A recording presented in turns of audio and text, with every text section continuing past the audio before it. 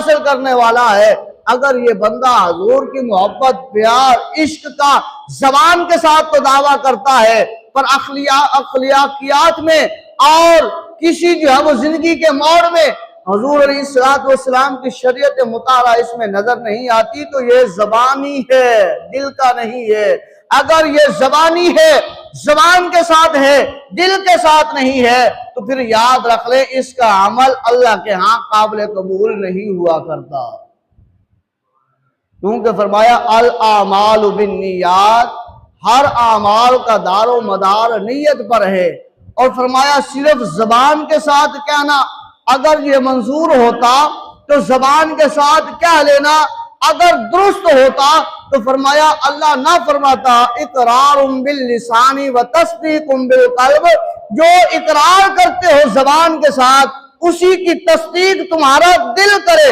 अगर इकरार करती हुई जबान का अगर दिल भी तस्दीक कर दे तो तुम्हारा ये अमल अल्लाह के यहाँ काबिल कबूल है।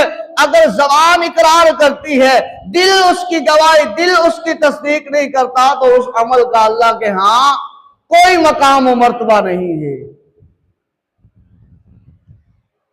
तो बुजुर्गों, हम सबको अपनी जो है वो इस्लाह करनी है, अपने नफ्स की इस्लाह करनी है, अपने दिल की इस्लाह करनी है। हमने देखना है आया कि ये मोहब्बतें, ये हुजूर अलैहिस्सलाम से प्यार और इश्क का क्या कहीं जो है वो हमारी सिर्फ जबान तक महदूद तो नहीं रह गया। अगर जबान तक महदूद रह गया है तो याद रख लें आज वक्त है कि उस जबान वाले इकरार को दिल तक पहुंचा लिया जाए, दिल से उस बात को मान लिया जाए। अगर चाहते हैं हमें दुनिया और कब्र और हशर में नजात मिल जाए, अगर चाहते हैं अल्लाह हमसे राजी हो जाए, तो फिर इकरार जुबान के साथ भी करें और दिल के साथ उसकी तस्दीक भी करें।